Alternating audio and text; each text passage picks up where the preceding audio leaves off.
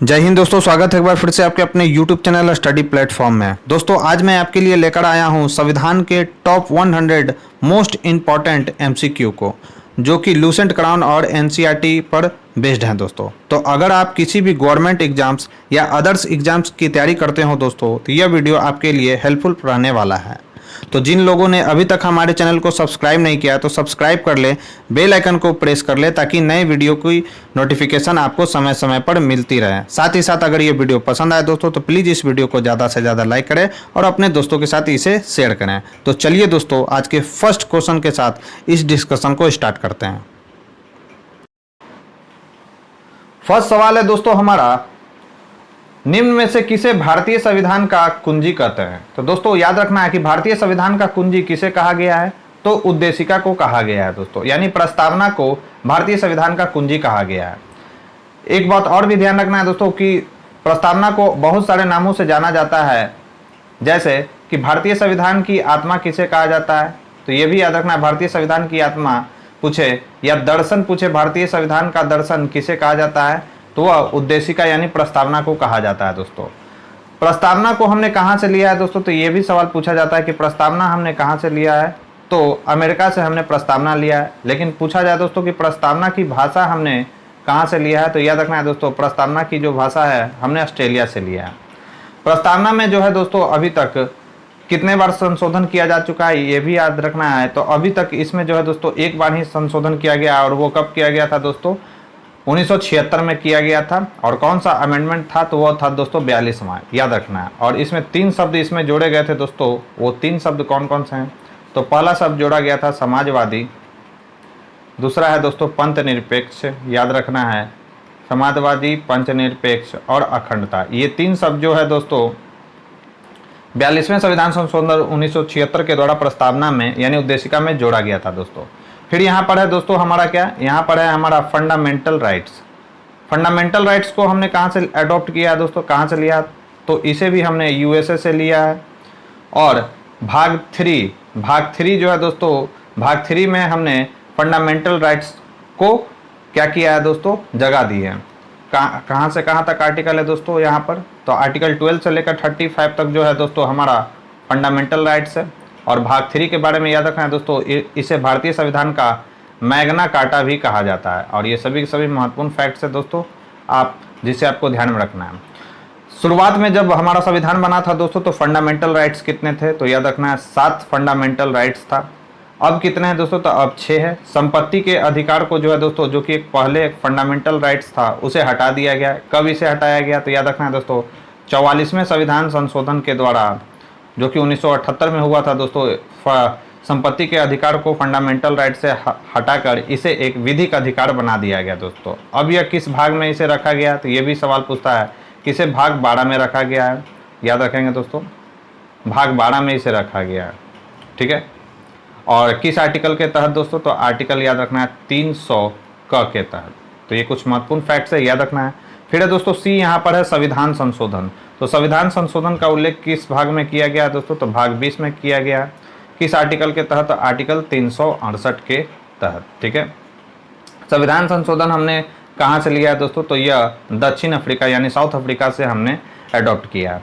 फिर है दोस्तों संवैधानिक उपचारों का अधिकार, किस आर्टिकल में, तो यह भी एक फंडामेंटल राइट्स है दोस्तों, और यह आर्टिकल 32 में है। आर्टिकल 32 में संवैधानिक उपचारों का अधिकार दिया गया। और इस आर्टिकल 32 का प्रयोग करके सर्वोच्च न्यायालय यानी सुप्रीम कोर्ट के द्वारा 5 प्रकार का रीट जारी किया जाता है। पहला है दोस्तों हैबियस कॉर्पस, दूसरा है मैंडेमस, तीसरा है सर्सियोरी, चौथा है प्रोहिबिशन, और 5वां क्या है दोस्तों, तो को वारंटो। तो ये 5 प्रकार का रीट सुप्रीम कोर्ट के द्वारा जारी किया जाता है। हालांकि हाईकोर्ट के भी द्वारा जारी किया जाता है दोस्तों। तो हाईकोर्ट के द्वारा किस आर्टिकल के तहत यह किया जाता है, तो आर्टिकल 226 के तहत ये 5 प्रकार का रीट जारी किया जाता है। तो ये कुछ महत्वपूर्ण फैक्ट्स थे दोस्तों इस क्वेश्चन से रिलेटेड, जिसे आपको ध्यान में रखना है।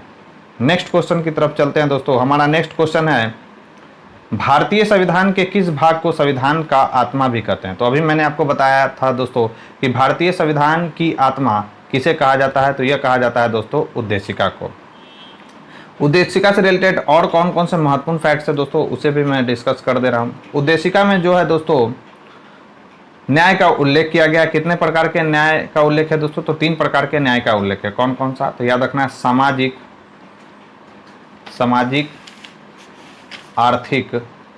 सामाजिक आर्थिक और राजनीतिक न्याय। ये 3 प्रकार के न्याय दिया गया है दोस्तों उद्देशिका में। और पूछा जाए दोस्तों कितने प्रकार की स्वतंत्रता का उल्लेख है, तो याद रखना है दोस्तों स्वतंत्रता का कितना प्रकार का उल्लेख है? तो 5 प्रकार का स्वतंत्रता यहाँ पर दिया गया है। कौन कौन सा? तो याद रखना है दोस्तों, विचार अभिव्यक्ति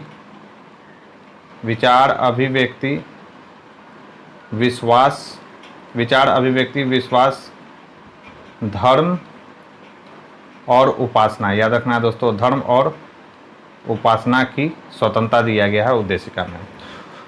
भारतीय संविधान सभा के द्वारा जो है दोस्तों संविधान को कब अपनाया गया था? तो ये उद्देशिका में ही लिखा गया दोस्तों। कब अपनाया गया था? 29 नवंबर 1946 को संविधान सभा के द्वारा जो है दोस्तों संविधान को एडॉप्ट कर लिया गया था। याद रखना है दोस्तों। और 26 नवंबर 1946 ईस्वी को। और प्रत्येक वर्ष हम लोग 26 नवंबर को किस डे के रूप में मनाते हैं दोस्तों? तो संविधान दिवस के रूप में मनाते हैं। फंडामेंटल राइट्स के बारे में मैंने आपको बता दिया दोस्तों यहाँ पर है नीति निर्देशक तत्व यानी डीपीएसपी। तो डीपीएसपी किस भाग में है दोस्तों? तो भाग 4 में है। कहाँ से कहाँ तक इसका आर्टिकल है? तो याद रखना आर्टिकल 36 से लेकर 51 तक जो है दोस्तों, अनुच्छेद 36 से लेकर 51 तक उसमें नीति निर्देशक तत्वों का उल्लेख किया गया। कहाँ से हमने लिया है दोस्तों? तो इसे हमने लिया है आयरलैंड के संविधान से। फिर है संवैधानिक उपचारों का अधिकार, अभी मैंने आपको बता दिया है दोस्तों।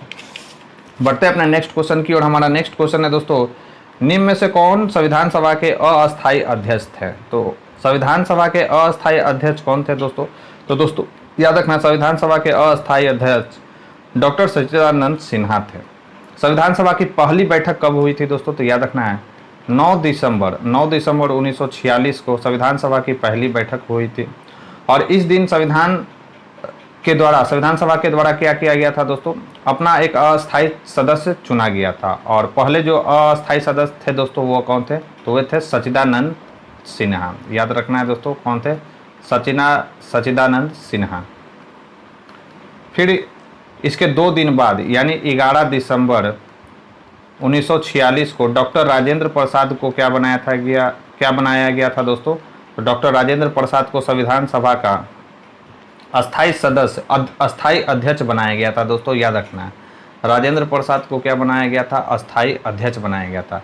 फिर 13 दिसंबर, ये डेट इंपॉर्टेंट है दोस्तों, 13 दिसंबर 1946 को जवाहरलाल नेहरू के द्वारा क्या किया गया था? तो जवाहरलाल नेहरू के द्वारा जो है दोस्तों उद्देश्य प्रस्ताव प्रस्तुत किया गया था। और इस उद्देश्य प्रस्ताव को जो है दोस्तों 22 जनवरी, याद रखना है आपको, 22 जनवरी 1947 को संविधान सभा के द्वारा स्वीकार कर लिया गया था। और यही उद्देश्य प्रस्ताव जो है दोस्तों आगे चलकर उद्देशिका के रूप में शामिल हुआ हमारे कॉन्स्टिट्यूशन में। तो ये कुछ महत्वपूर्ण फैक्ट्स थे दोस्तों इस क्वेश्चन से रिलेटेड, जिसे आपको ध्यान में रखना है।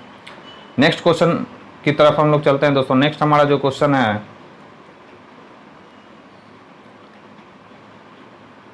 संविधान सभा में प्रारूप समिति के अध्यक्ष कौन थे? तो दोस्तों आपको ध्यान रखना है कि संविधान सभा में प्रारूप समिति के अध्यक्ष कौन थे दोस्तों? तो प्रारूप समिति के इसमें अध्यक्ष थे दोस्तों डॉक्टर भीमराव अंबेडकर।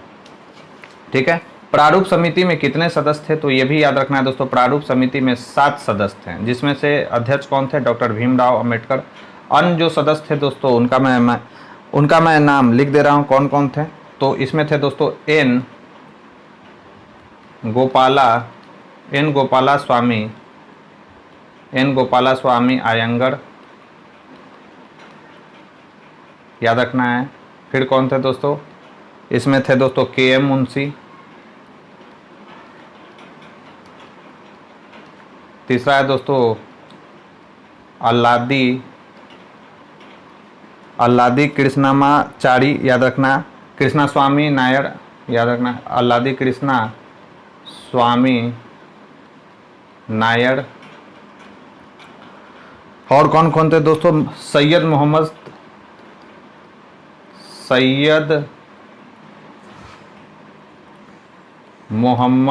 याद रखना है, सैयद मोहम्मद सादुल्ला, याद रखेंगे दोस्तों। 5th नंबर कौन थे? तो ये थे दोस्तों एन माधव राव, एन माधव राव और डीपी खेतान, याद रखना है दोस्तों। और कौन थे? डीपी खेतान। तो ये कुछ महत्वपूर्ण फैक्ट्स थे दोस्तों इस क्वेश्चन से रिलेटेड, जिसे आपको ध्यान में रखना है। ठीक है, बढ़ते अपने नेक्स्ट क्वेश्चन की ओर। नेक्स्ट क्वेश्चन है दोस्तों हमारा, संविधान सभा का प्रथम बैठक कब हुआ था? तो याद रखना है दोस्तों, संविधान सभा का जो प्रथम बैठक हुआ था वह कब हुआ था? तो यह हुआ था दोस्तों 9 दिसंबर 1946 को। 9 दिसंबर 1946 को संविधान सभा का पहला बैठक हुआ था और इसी दिन डॉक्टर सच्चिदानंद सिन्हा को जो है दोस्तों संविधान सभा के द्वारा अस्थायी अध्यक्ष चुना गया था। ठीक है, नेक्स्ट क्वेश्चन की तरफ चलते हैं। हमारा नेक्स्ट क्वेश्चन है दोस्तों, किसके तहत भारतीय संविधान का निर्माण करने के लिए एक संविधान सभा का गठन हुआ? तो संविधान सभा का गठन जो हुआ था दोस्तों वह कैबिनेट मिशन योजना के तहत हुआ था। कब आया था यह 1946 ईस्वी में आया था दोस्तों। माउंटबेटन योजना कब आया था? तो यह आया था दोस्तों 1947 ईस्वी में। कितने सदस्य थे दोस्तों इसमें? तो 3 सदस्य थे, याद रखना है। कौन कौन थे? स्टैफोर्ड क्रिप्स थे, AB अलेक्जेंडर थे दोस्तों और सर पैथिक लॉरेंस थे। ठीक है, फिर है दोस्तों यहाँ पर क्रिप्स मिशन। क्रिप्स मिशन कब आया था? तो 1942 में आया था। फिर वेवल योजना, वेवल योजना कब हुआ था दोस्तों? तो 1945 में। बढ़ते अपने नेक्स्ट क्वेश्चन की ओर। हमारा नेक्स्ट क्वेश्चन है दोस्तों,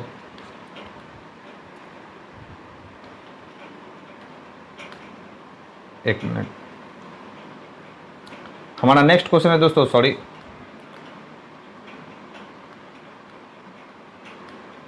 हाँ, हमारा नेक्स्ट क्वेश्चन है दोस्तों, निम्न में से किस देशी रियासत ने संविधान सभा में भाग नहीं लिया था? तो याद रखना है दोस्तों, संविधान सभा में हैदराबाद देशी जो रियासत था दोस्तों उसने संविधान सभा में भाग नहीं लिया था। तो इसका राइट आंसर क्या हो जाएगा दोस्तों? इसका राइट आंसर हो जाएगा हैदराबाद देशी रियासत। राइट आंसर हो जाएगा इसका बी। बढ़ते अपने नेक्स्ट क्वेश्चन की ओर। हमारा नेक्स्ट क्वेश्चन है, संविधान सभा में महिला सदस्यों की संख्या कितनी थी? तो याद रखना है दोस्तों, संविधान सभा में महिला सदस्यों की संख्या कितनी थी? तो 15 था दोस्तों। महिला सदस्यों की संख्या कितनी थी? तो 15 थी दोस्तों। पूछा जाए कि शेड्यूल ट्राइब्स इसमें कितने थे? तो याद रखना है दोस्तों 33, यानी 33 जो थे दोस्तों उसमें अनुसूचित जनजाति थे संविधान सभा में। तो ये कुछ महत्वपूर्ण फैक्ट्स है जिसे आपको ध्यान में रखना है। बढ़ते अपने नेक्स्ट क्वेश्चन की ओर। हमारा नेक्स्ट क्वेश्चन है दोस्तों, 1946 में संविधान सभा के अस्थायी अध्यक्ष किसे चुना गया था? तो याद रखना है दोस्तों, संविधान सभा का अस्थायी अध्यक्ष के रूप में किसे चुना गया था? तो डॉक्टर राजेंद्र प्रसाद को संविधान सभा का अस्थायी अध्यक्ष चुना गया था दोस्तों। जवाहरलाल नेहरू के बारे में यहाँ, जवाहरलाल नेहरू से कौन कौन से सवाल बन सकते हैं दोस्तों संविधान सभा से रिलेटेड में? तो ये संघीय संविधान समिति, याद रखना है कि संघीय संविधान समिति और संघीय समिति के अध्यक्ष कौन थे दोस्तों? तो ये थे पंडित जवाहरलाल नेहरू। प्रारूप समिति के अध्यक्ष कौन थे? BR अम्बेडकर थे। सुचेता कृपलानी कौन थे दोस्तों? ठीक है, तो सुचेता कृपलानी के बारे में मैं आपको यहाँ पर बता देता हूँ दोस्तों। तो सुचेता कृपलानी जो संविधान सभा में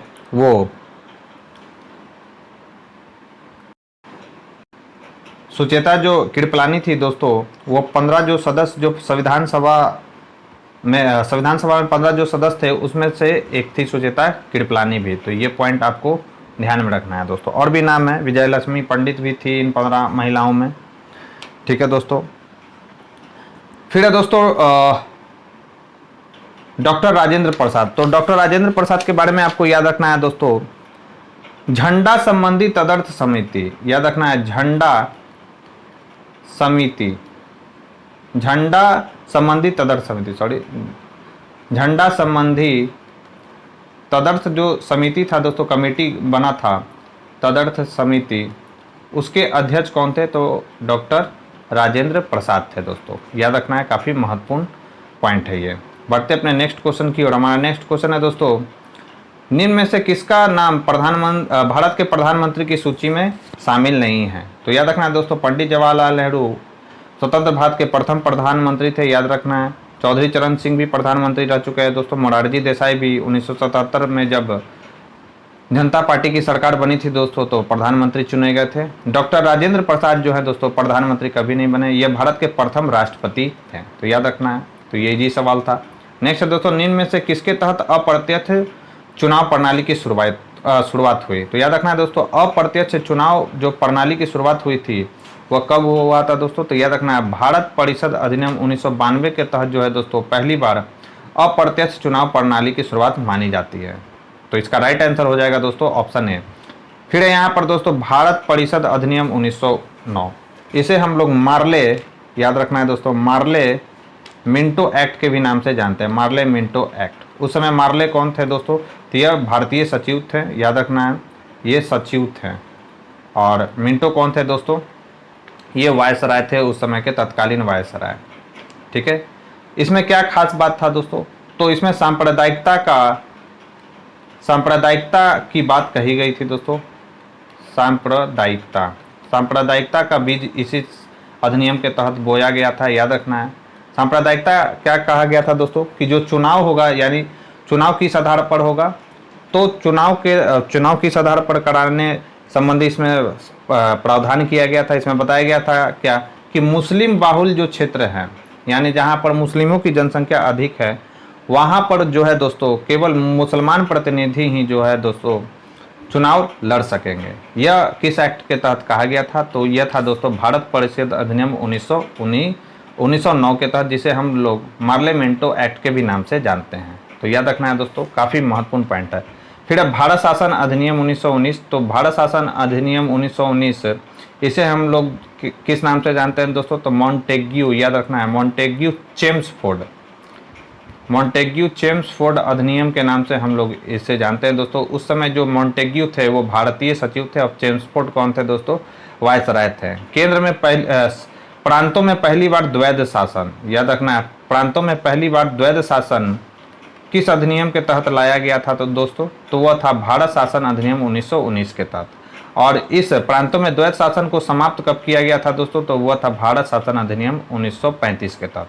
तो ये कुछ महत्वपूर्ण फैक्ट्स थे दोस्तों इस क्वेश्चन से रिलेटेड, जिसे आपको ध्यान में रखना है। नेक्स्ट क्वेश्चन की तरफ चलते हैं। नेक्स्ट है दोस्तों, किस अधिनियम द्वारा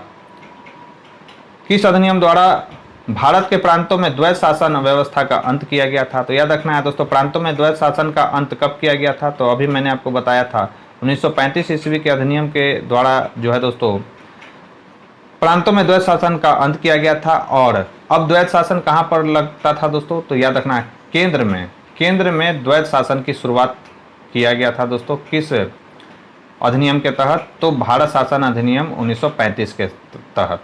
तो अब केंद्र में प्रांत से हटाकर द्वैध शासन कहाँ पर लाया गया था दोस्तों? केंद्र में लाया गया था। तो ये इंपॉर्टेंट फैक्ट था जिसे आपको ध्यान में रखना है दोस्तों। बढ़ते अपने नेक्स्ट क्वेश्चन की ओर। पहली बार मुस्लिमों के लिए पृथक प्रतिनिधित्व का उपबंध किया गया, तो यह किस अधिनियम में किया गया था दोस्तों? तो यह था भारत परिषद अधिनियम 1909, जिसे हम लोग मार्लेमेंटो एक्ट के भी नाम से जानते हैं।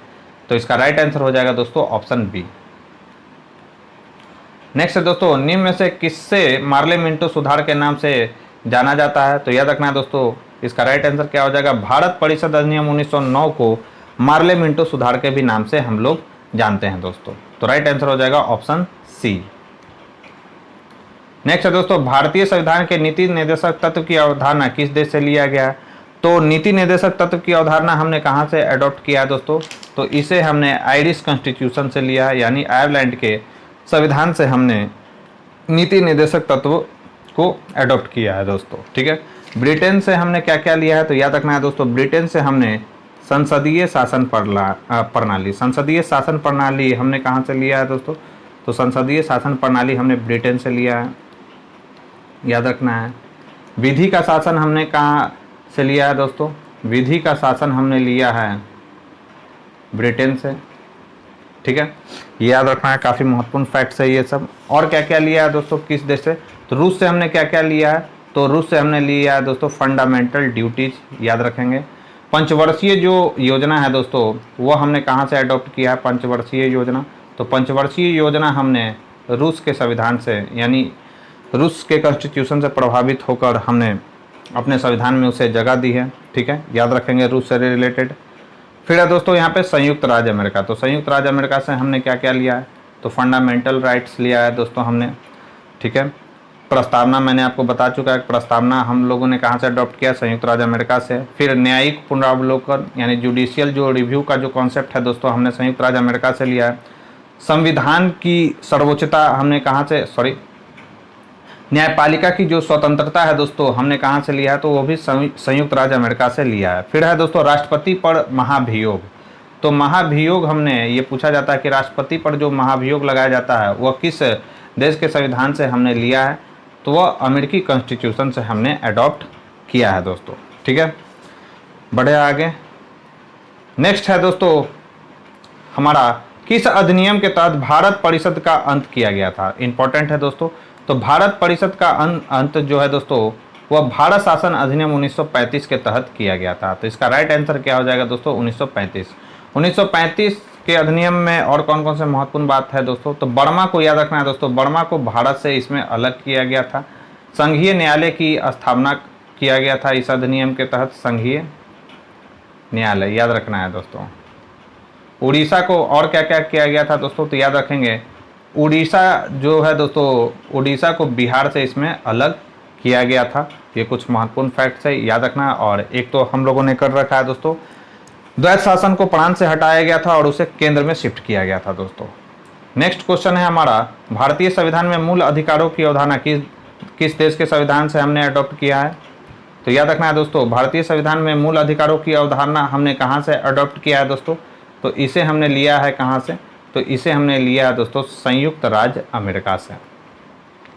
संयुक्त राज्य अमेरिका से हमने फंडामेंटल राइट्स लिया है दोस्तों। यहाँ पर बात आई है फ्रांस की, तो फ्रांस देश से हमने क्या क्या लिया है, तो याद रखना है दोस्तों, फ्रांस से हमने 3 शब्द, जो उद्देशिका में 3 शब्द जोड़े गए हैं दोस्तों, कौन कौन सा, तो 3 शब्द कौन कौन थे, तो स्वतंत्रता, समानता और बंधुत्व। याद रखना है, स्वतंत्रता, समानता और बंधुत्व।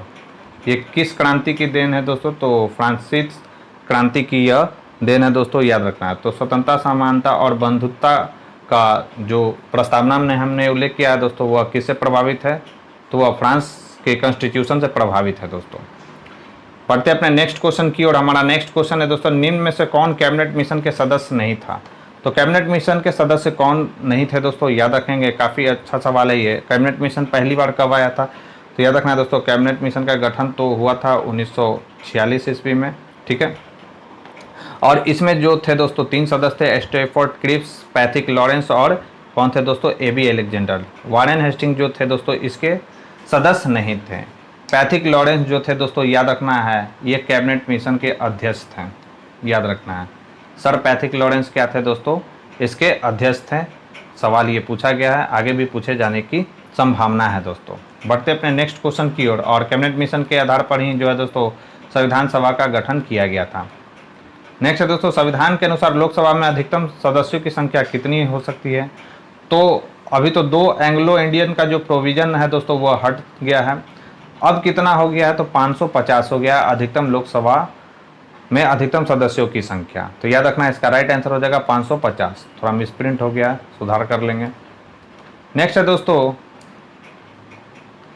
सरकारिया आयोग का संबंध किसके साथ था। तो याद रखना है दोस्तों, केंद्र और राज्यों के बेहतर संबंध के लिए 1983 ईस्वी में सरकारिया आयोग का गठन किया गया था। तो यह किससे संबंधित है दोस्तों, तो संघ और राज्यों के बीच मधुर संबंध को बनाए रखने के लिए सरकारिया आयोग का गठन किया गया था। कब किया गया था, तो 1983 ईस्वी में इसका गठन किया गया था दोस्तों।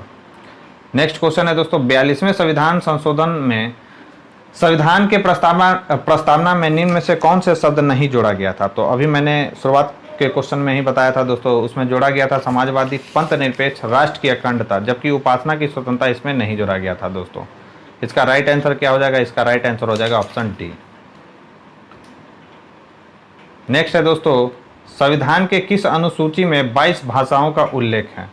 तो याद रखना है दोस्तों, 22 भाषाओं का उल्लेख कहाँ पर है, तो यह है दोस्तों 8वीं अनुसूची में, ठीक है। जब संविधान हमारा बना था दोस्तों, तो उस समय कितनी अनुसूचियाँ थी, तो याद रखना दोस्तों, उस समय अनुसूचियों की संख्या 8 थी। वर्तमान में कितना अनुसूची है दोस्तों, तो वर्तमान में 12 अनुसूचियाँ।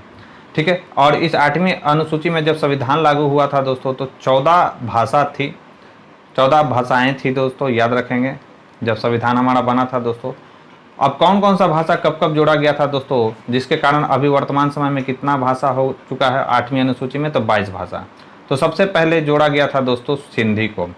सिंधी को कब जोड़ा गया था, याद रखेंगे, सिंधी को जोड़ा गया था दोस्तों 21वें संविधान संशोधन के दौरान। कब हुआ था दोस्तों 21वां संविधान संशोधन, तो 1967 में हुआ था दोस्तों 21वां संविधान संशोधन, ठीक है। फिर है दोस्तों कोंकणी, मणिपुर और नेपाली, याद रखना है, कोंकणी, मणिपुरी मणिपुरी और नेपाली। कोंकणी, मणिपुर और नेपाली को कब जोड़ा गया था दोस्तों, तो इसे जोड़ा गया था 71वें संविधान संशोधन के द्वारा। 71वें संविधान संशोधन के द्वारा जोड़ा गया था, कब, तो 1992 में। फिर 2003 में, याद रखना है दोस्तों, 2003 में 52वां संविधान संशोधन हुआ था, यानी 92 कॉन्स्टिट्यूशन अमेंडमेंट हुआ था दोस्तों।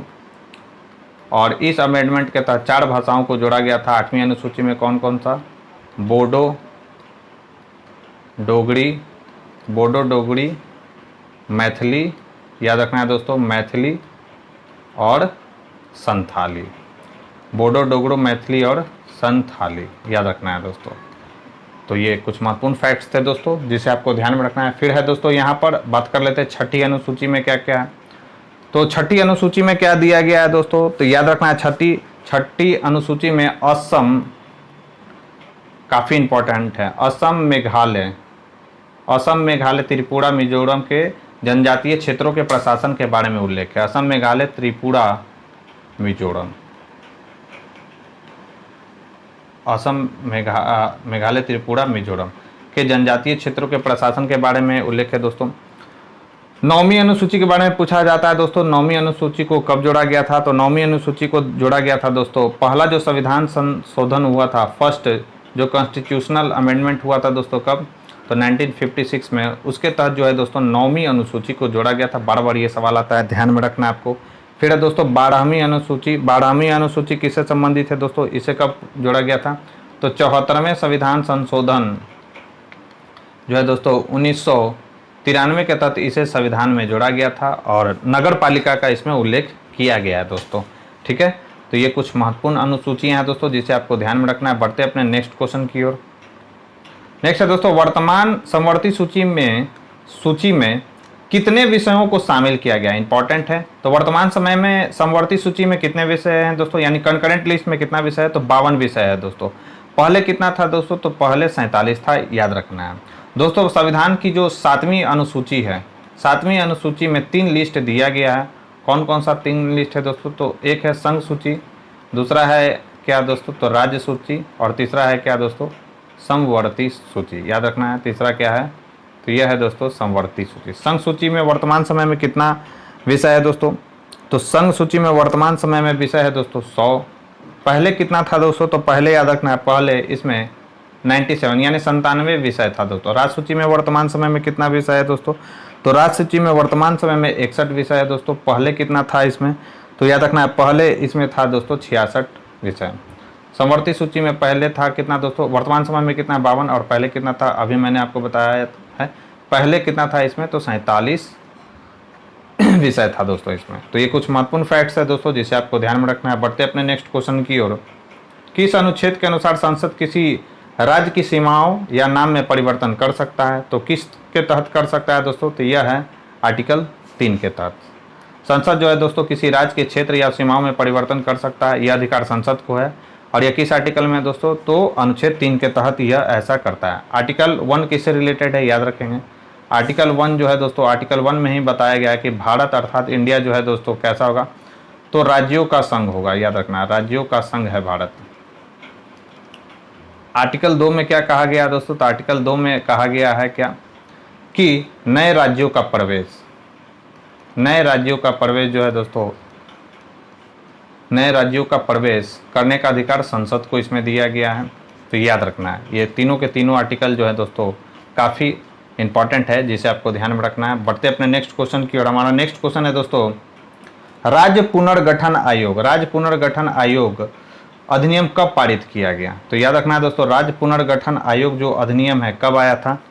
तो राज्य पुनर्गठन आयोग जो आया था दोस्तों, आयोग अधिनियम कब पारित हुआ था? तो यह पारित हुआ था दोस्तों जुलाई 1956 में। जुलाई 1956 में राज्य पुनर्गठन अधिनियम पारित हुआ था दोस्तों। अच्छा, राज्य पुनर्गठन आयोग जो था दोस्तों वह गठित कब हुआ था? तो याद रखना है दोस्तों कि यह गठित हुआ था 1953 में। और इसके अध्यक्ष के बारे में पूछा जाता है कि इसके अध्यक्ष कौन थे? तो इसके अध्यक्ष थे दोस्तों फजल अली। फजल अली। दो सदस्यों के बारे में और भी पूछा जाता है दोस्तों कि इसमें और दो सदस्य कौन थे? तो याद रखना है हृदयनाथ कुंजरू। हृदयनाथ कुंजरू इसके सदस्य थे। और के.एम. पनिक्कर। के.एम. पनिक्कर जो थे दोस्तों अन्य इसके सदस्य थे। तो ये भी सवाल आपको ध्यान में रखना है। और भाषाई आधार पर गठित होने वाला पहला राज्य कौन था? सभी को मालूम होगा दोस्तों, भाषाई आधार पर गठित होने वाला पहला राज्य कौन था? वह था दोस्तों आंध्र प्रदेश। ठीक है, बढ़े। नेक्स्ट क्वेश्चन है दोस्तों हमारा, किस संविधान संशोधन द्वारा सिक्किम को 1975 में राज्य बनाया गया? तो याद रखना है दोस्तों 36वां संविधान संशोधन के द्वारा सिक्किम को जो है दोस्तों भारतीय राज्य का दर्जा दिया गया था, जो कि 1975 में था दोस्तों। तो राइट आंसर हो जाएगा 19B यानी 36वां संविधान संशोधन। फिर दोस्तों संविधान के किस भाग में मौलिक अधिकार का वर्णन है? तो मैंने शुरुआत में ही बता दिया था दोस्तों कि संविधान के भाग 3 में मौलिक अधिकारों का वर्णन दिया। भाग 4 में DPSP है यानी राज्य के नीति निर्देशक तत्व के बारे में। भाग 2 के बारे में मैं बता देता हूं दोस्तों। भाग 2 के बारे में, भाग 2 किससे रिलेटेड है? तो यह है दोस्तों नागरिकता से रिलेटेड है। फिर भाग 5 है दोस्तों किससे रिलेटेड? तो यह है दोस्तों संघ से रिलेटेड। ठीक है, फिर यहाँ पर भाग 6 की भी बात कर लेते हैं दोस्तों। भाग 6 किससे है? तो भाग 6 है दोस्तों राज्य से। ये कुछ महत्वपूर्ण फैक्ट्स है दोस्तों जिसे आपको ध्यान में रखना है। बढ़ते अपने नेक्स्ट क्वेश्चन की ओर। नेक्स्ट है क्वेश्चन है दोस्तों कि यदि पंचायत भंग होता है तो किस अवधि में निर्वाचन जरूरी होगा? तो 6 माह की अवधि में जो है दोस्तों निर्वाचन जरूरी होगा। 6 माह से पहले आपको क्या करा लेना है दोस्तों? निर्वाचन करा लेना है। नेक्स्ट क्वेश्चन है दोस्तों, भारत में सबसे पहला नगर निगम निम्न में से कहाँ स्थापित किया गया? तो सभी को मालूम होगा दोस्तों, भारत में जो सबसे पहला जो नगर निगम स्थापित किया गया था दोस्तों वह मद्रास में स्थापित किया गया था। राइट आंसर क्या हो जाएगा? तो ऑप्शन डी इसका राइट आंसर होगा दोस्तों। नेक्स्ट है दोस्तों, संविधान के किस भाग में आपात उपबंध की व्याख्या किया गया? तो याद रखना है दोस्तों, संविधान के भाग 18 में आपात उपबंध की व्याख्या किया गया। कितने प्रकार के आपात हैं दोस्तों? तो 3 प्रकार के आपात हैं। किस किस आर्टिकल के तहत है ये भी पूछा जाता है। तो एक है दोस्तों आर्टिकल 352 के तहत राष्ट्रीय आपात है। फिर दूसरा है दोस्तों 356 के तहत राष्ट्रपति शासन है। और तीसरा है दोस्तों 360 के तहत वित्तीय आपात है। ठीक है, याद रखना है आपको। 360 जो है दोस्तों, जो कि वित्तीय आपात अभी तक लागू नहीं किया गया, यानी वित्तीय आपात भारत में अभी तक एक बार भी नहीं लगाया गया दोस्तों। तो ये इंपॉर्टेंट है दोस्तों आपात उपबंध से, जिसे आपको ध्यान में रखना है। भाग 4 किससे? DPSP से है, नीति निर्देशक तत्व से। भाग 8 क्या है दोस्तों? तो UT है, यूनियन टेरिटरी से है। और भाग 14 क्या है दोस्तों? तो भाग 14 के बारे में आपको याद रखना है दोस्तों, संघ एवं राज्य के अधीन, संघ एवं राज्य के अधीन, सॉरी यहाँ राज्य छूट गया, संघ एवं राज्य के अधीन सेवाओं का जो उल्लेख है दोस्तों वो भाग 14 में किया गया। यहीं पर आपको याद रखना है दोस्तों एक 14A भाग भी है दोस्तों। यह किससे है? तो यह है दोस्तों, या क भी आप इसको लिख सकते हैं और इसको लिखा जाता है 14 का। यह किससे है दोस्तों? तो यह ट्रिब्यूनल से है यानी अधिकरण से है दोस्तों। इंपॉर्टेंट है, ध्यान में रखना है दोस्तों। चलिए बढ़ते अपने नेक्स्ट क्वेश्चन की ओर। हमारा नेक्स्ट क्वेश्चन है दोस्तों, 6 से 14 वर्ष के बच्चों के लिए अनिवार्य शिक्षा किस संविधान संशोधन द्वारा पारित हुआ था? तो याद रखना है दोस्तों 6 से 14 वर्ष के बच्चों को निःशुल्क एवं अनिवार्य शिक्षा जो है दोस्तों फंडामेंटल राइट्स बन गया था। और यह किसके तहत हुआ था दोस्तों? तो 86वें संविधान संशोधन 2002 के तहत यह किया गया था दोस्तों। इसका राइट आंसर हो जाएगा ऑप्शन डी। 42वां संविधान संशोधन को क्या कहा गया दोस्तों? याद रखेंगे लघु संविधान कहा गया है, यानी मिनी कॉन्स्टिट्यूशन इसे कहा गया है दोस्तों। तो याद रखना है, इंपॉर्टेंट पॉइंट है ये।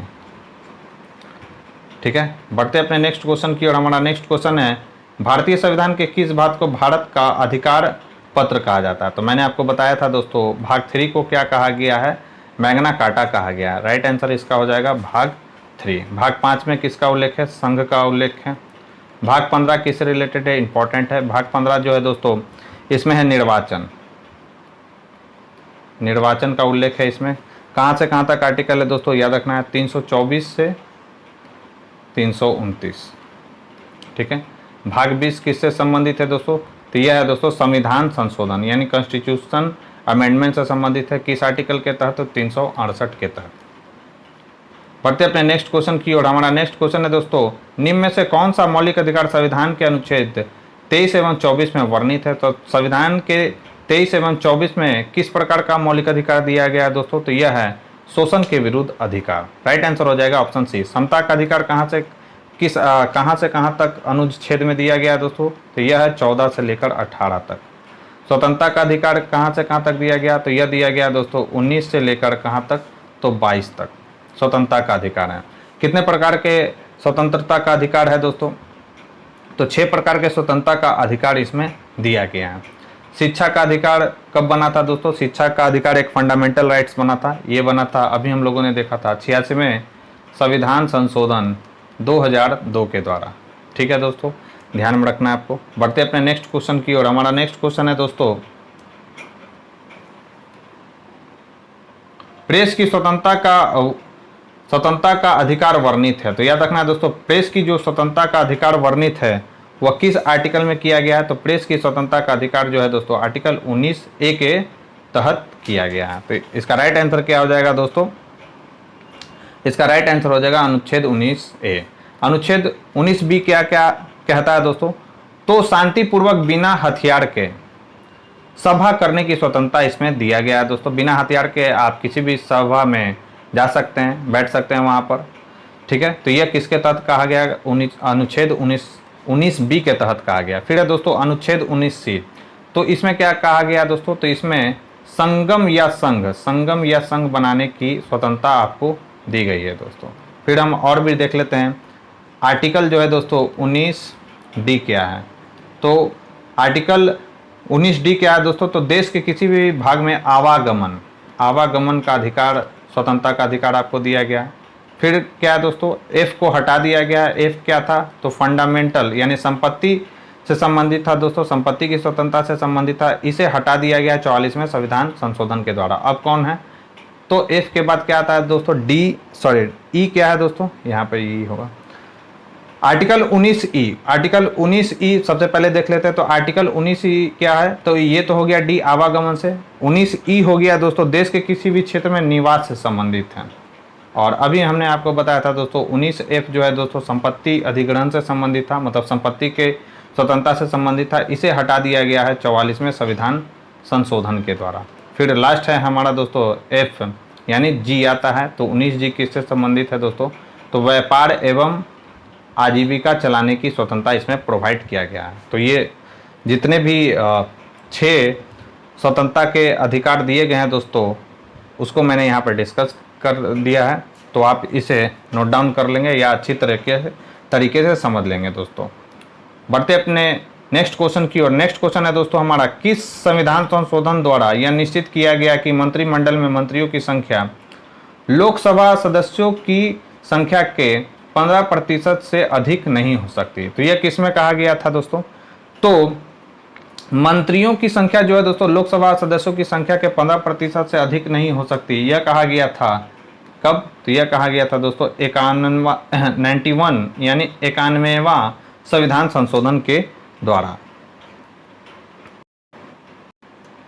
और यह कब हुआ था दोस्तों, तो याद रखना है यह हुआ था 2003 में।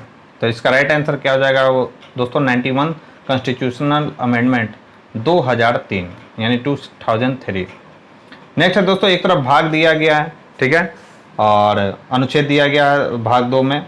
भाग 1 में अधिकार और भाग 2 में अनुच्छेद दिया गया। तो अवसर की समता है दोस्तों, फिर अस्पृश्यता का अंत, उपाधियों का अंत और संघ बनाने की छूट। तो आपसे बोला गया है क्या दोस्तों, निम्न में से सही सुमेलित नहीं है। तो दोस्तों अवसर की जो समता का उल्लेख है वह अनुच्छेद 16 में बिल्कुल सही है।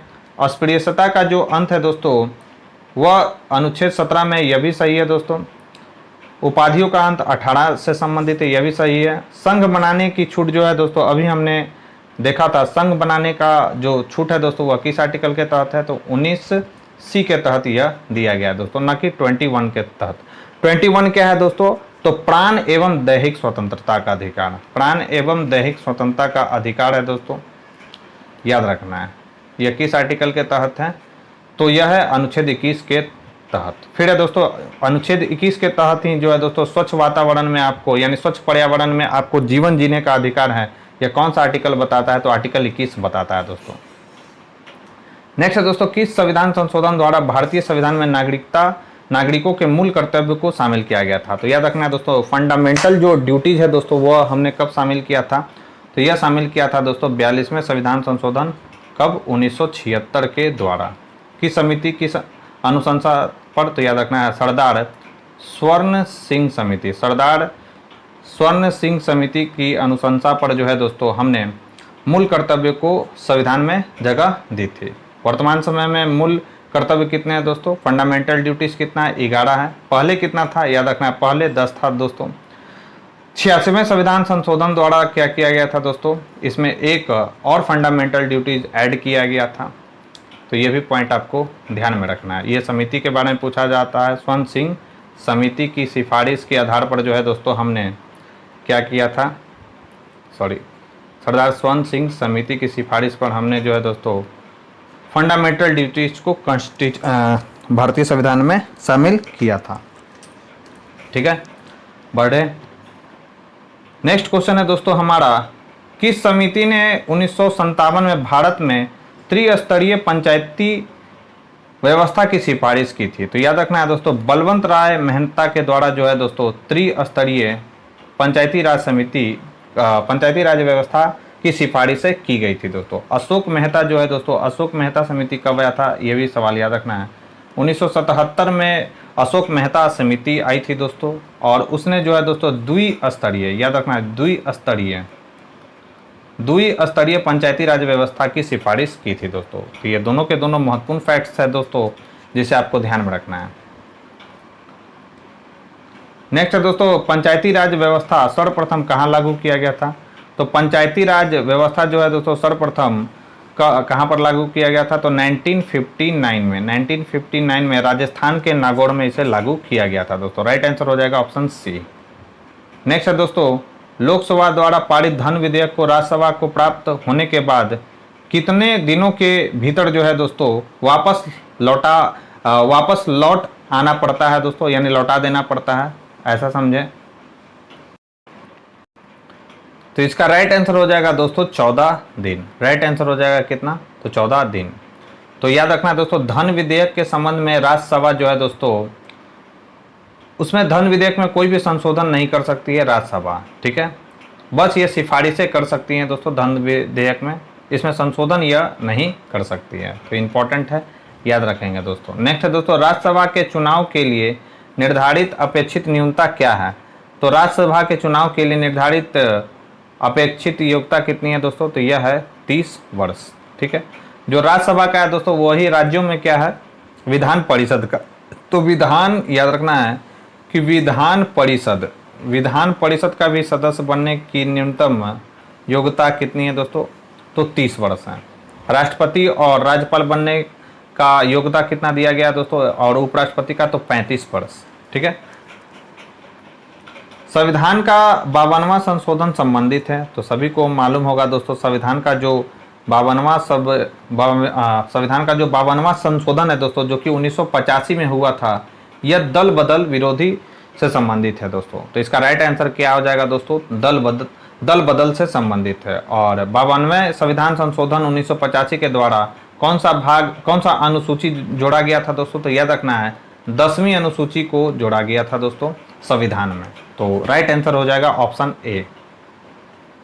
नेक्स्ट है दोस्तों, निम्न में से किस सूची में शामिल विषयों पर केंद्र व राज्य दोनों सरकार कानून बना सकती हैं, तो अभी मैंने आपको बताया था दोस्तों समवर्ती सूची में संबंधित विषयों पर जो कानून बनाया जाता है दोस्तों वह केंद्र और राज्य दोनों के द्वारा मिलकर बनाया जाता है। अगर गतिरोध हो गया दोस्तों समवर्ती सूची के किसी विषय पर, केंद्र और राज्यों के मध्य अगर गतिरोध हो गया तो केंद्र द्वारा बनाया गया कानून ही मान्य होगा दोस्तों, यह भी आपको पॉइंट याद रखना है। अवशिष्ट सूची, अवशिष्ट सूची पर कानून बनाने का अधिकार किसको है दोस्तों? तो अवशिष्ट सूची पर जो है दोस्तों कानून बनाने का अधिकार जो है सेंटर को दिया गया है अवशिष्ट सूची पर। राइट आंसर हो जाएगा क्या? तो इसका राइट आंसर हो जाएगा दोस्तों केंद्र।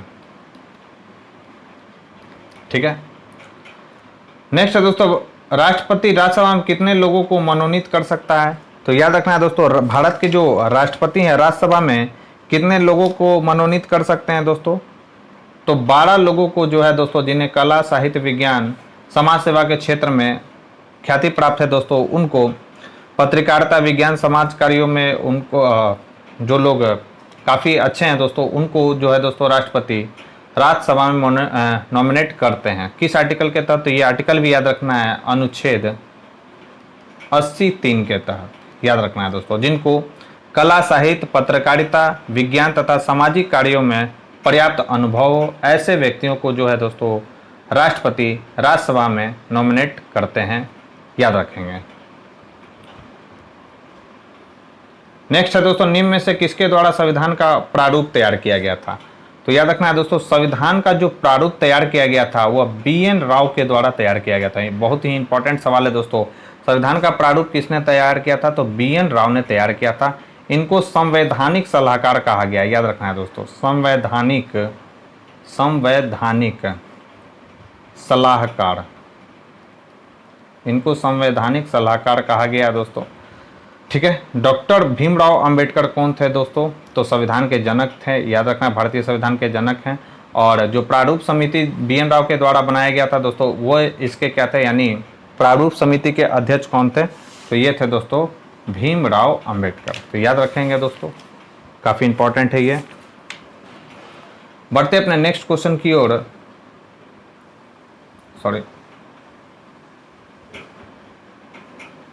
हमारा नेक्स्ट क्वेश्चन है दोस्तों, किस वाद में सर्वोच्च न्यायालय ने प्रस्तावना को संविधान का मूल ढांचा माना था? तो याद रखना है दोस्तों, कौन सा किस सर्वोच्च न्यायालय ने किस संविधान का मूल ढांचा माना था दोस्तों अपने किस वाद में? तो याद रखना है दोस्तों, केशवानंद भारती वाद, जो कि 1973 में हुआ था दोस्तों। इसमें सर्वोच्च न्यायालय ने प्रस्तावना को संविधान का मूल ढांचा माना था दोस्तों, और यहीं से मूल ढांचे का कॉन्सेप्ट निकलकर आया था दोस्तों, याद रखना है।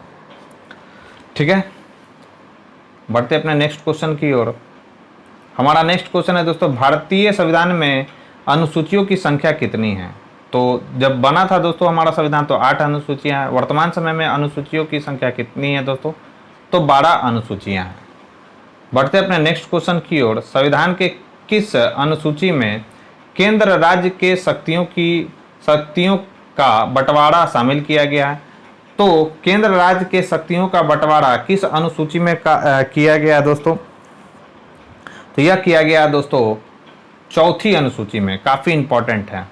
चौथी अनुसूची में यह किया गया है, केंद्र एवं राज्यों के मध्य शक्तियों का बंटवारा। 7वीं अनुसूची के बारे में मैंने आपको डिस्कस कर दिया दोस्तों। संघ सूची, राज्य सूची और समवर्ती सूची का जो कॉन्सेप्ट है, मतलब जो उल्लेख किया गया वो 7वीं अनुसूची में किया गया है। 9वीं अनुसूची में क्या है दोस्तों?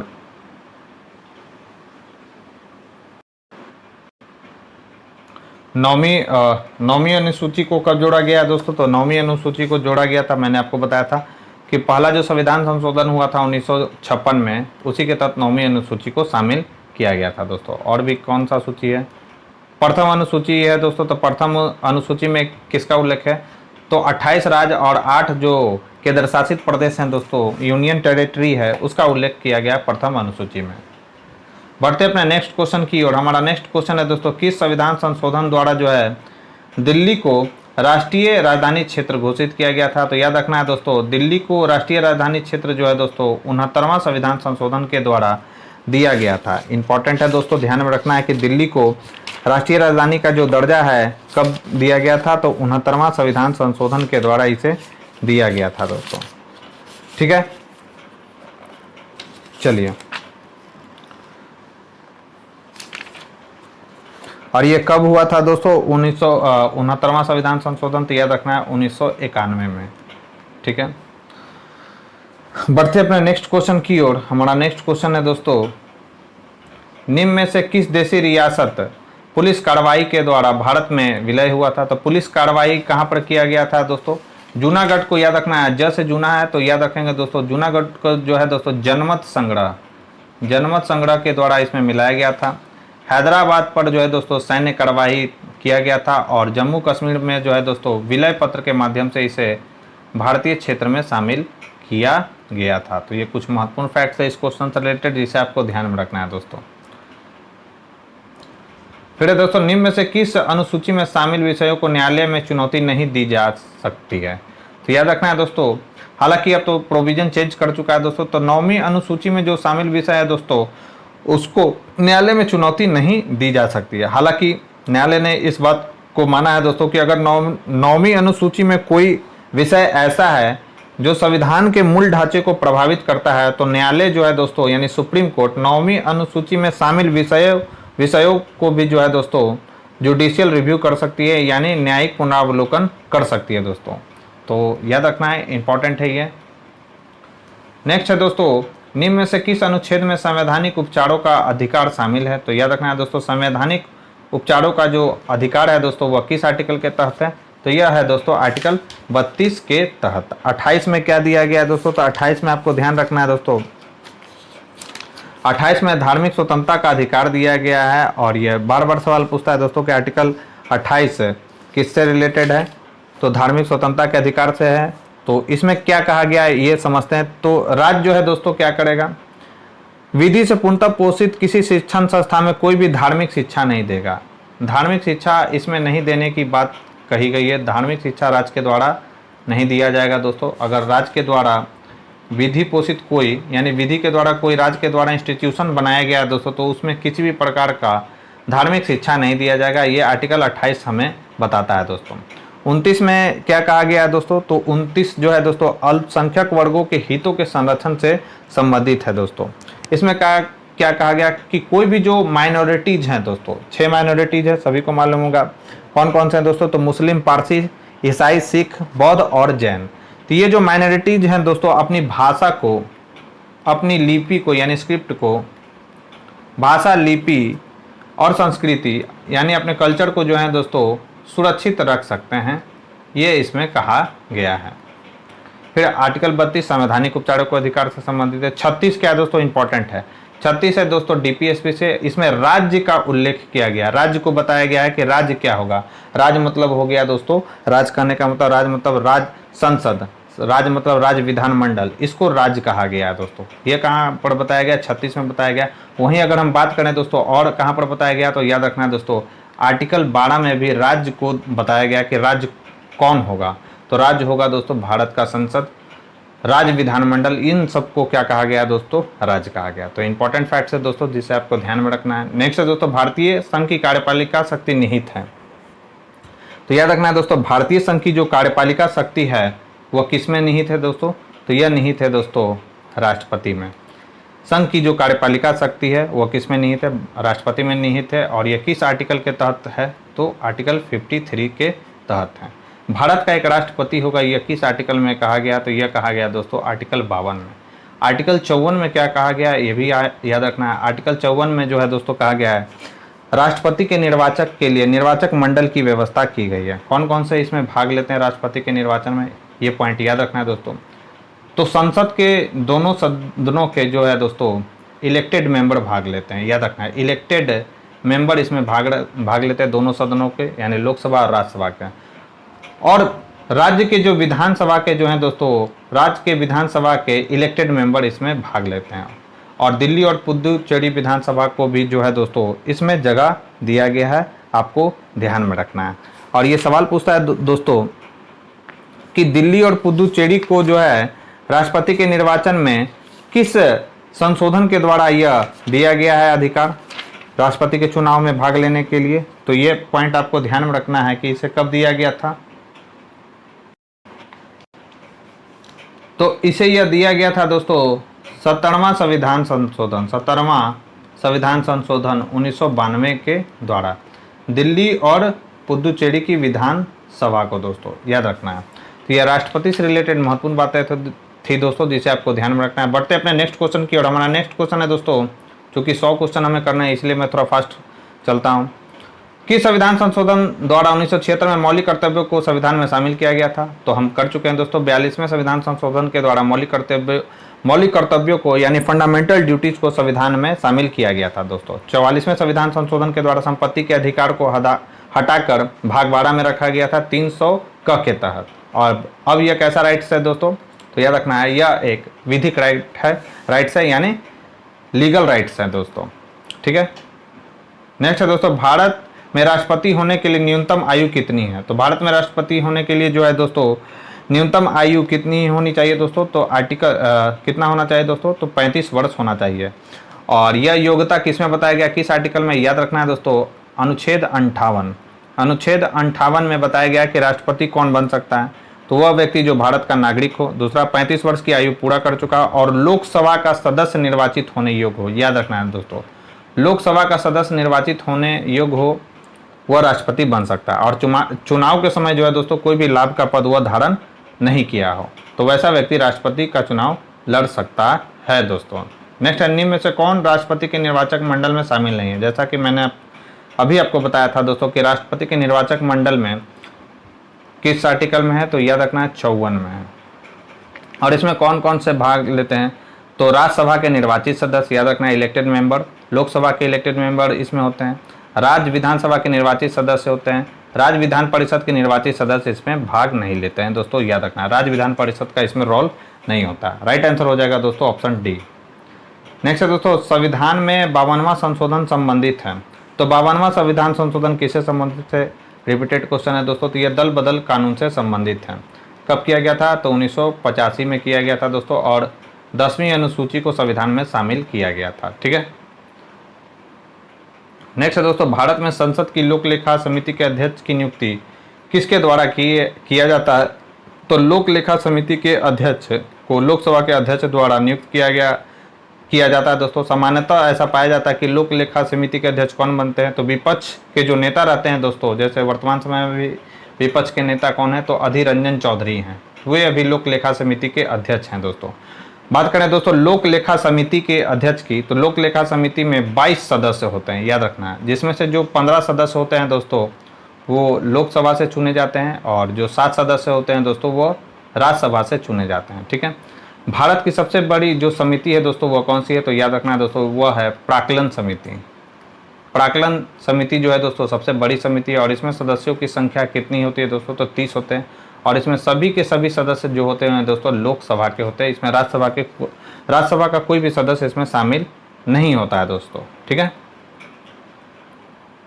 नेक्स्ट है दोस्तों, मूल अधिकारों की सूची से संपत्ति का अधिकार समाप्त किया गया था। तो मैंने आपको बता रखा है दोस्तों, इसे समाप्त किया गया था 44वें संविधान संशोधन के द्वारा। कब हुआ था ये? तो 1978 में किया गया था। कहाँ पर इसे रखा गया था? तो भाग 12 में रखा गया था।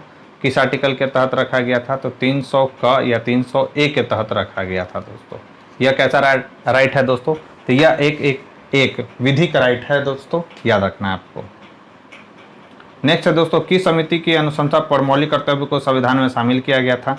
तो यह भी मैंने करा रखा है दोस्तों कि सरदार स्वर्ण सिंह समिति की सिफारिश पर जो है दोस्तों 42वें संविधान संशोधन 1976 के द्वारा फंडामेंटल ड्यूटीज को संविधान में शामिल किया गया दोस्तों। तेंदुलकर समिति जो है दोस्तों गरीबी से संबंधित है, याद रखना है। गरीबी का आकलन करने के लिए इस कमेटी को गठित किया गया था, तेंदुलकर कमेटी को। ठीक है, नेक्स्ट है दोस्तों, किस संविधान संशोधन द्वारा बच्चों को प्राथमिक शिक्षा माता पिता का कर्तव्य बनाया गया था? तो यह बनाया गया था दोस्तों, जो मैंने बताया था कि 11वां जो संविधान संशोधन किया गया था, 11वां जो फंडामेंटल ड्यूटीज शामिल किया गया था, फंडामेंटल ड्यूटीज 86वें संविधान संशोधन 2002 के द्वारा शामिल किया गया था। तो बढ़कर फंडामेंटल ड्यूटीज कितना हो गया था दोस्तों? 11 हो गया था। ठीक है, इसमें ही बताया गया था दोस्तों कि बच्चों को प्राथमिक शिक्षा माता पिता का कर्तव्य बनाया गया, यह एक फंडामेंटल ड्यूटीज बनाया गया 86वें संविधान संशोधन के माध्यम से। याद रखेंगे दोस्तों, काफ़ी महत्वपूर्ण है ये। नेक्स्ट है दोस्तों, सर्वोच्च न्यायालय का न्यायाधीश पद से त्यागपत्र किसको लिख कर दे सकता है? तो सर्वोच्च न्यायालय का जो न्यायाधीश है दोस्तों अपना त्यागपत्र किसे देता है? तो यह देता है दोस्तों भारत के राष्ट्रपति को। राइट आंसर हो जाएगा ऑप्शन बी। नेक्स्ट है दोस्तों, संविधान के किस अनुच्छेद में ग्राम पंचायतों के गठन का उल्लेख किया गया। तो किस अनुच्छेद में ग्राम पंचायतों के गठन का उल्लेख है दोस्तों? तो यह है आर्टिकल 40। आर्टिकल 40 में ग्राम पंचायतों के गठन का उल्लेख किया गया। यहाँ पर है दोस्तों आर्टिकल 38। आर्टिकल 38 क्या है दोस्तों? तो आर्टिकल 30 में क्या कहा गया कि राज्य जो है दोस्तों, राज्य लोक कल्याण की अभिवृद्धि के लिए सामाजिक व्यवस्था बनाएगा जिससे नागरिकों को क्या मिल सके दोस्तों? तो सामाजिक, जिससे नागरिकों को सामाजिक, आर्थिक और राजनीतिक न्याय मिल सके। लोक कल्याण की अभिवृद्धि करना है दोस्तों, यह राज्य पर सौंपा गया। जिससे क्या हो दोस्तों? तो लोगों को सामाजिक, आर्थिक और राजनीतिक न्याय मिल सके। ये आर्टिकल 38 में बताया गया दोस्तों। आर्टिकल 40 क्या है दोस्तों? तो ग्राम पंचायतों से रिलेटेड है। 48 क्या है दोस्तों? इंपॉर्टेंट है, याद रखें, कृषि एवं पशुपालन संगठन। कृषि एवं पशुपालन संगठन, कृषि एवं पशुपालन संगठन से संबंधित है, याद रखना है। आर्टिकल 50 क्या है दोस्तों? याद रखेंगे, ये भी है कार्यपालिका एवं न्यायपालिका का पृथक्करण। याद रखना है, कार्यपालिका एवं न्यायपालिका का पृथक्करण। न्यायपालिका,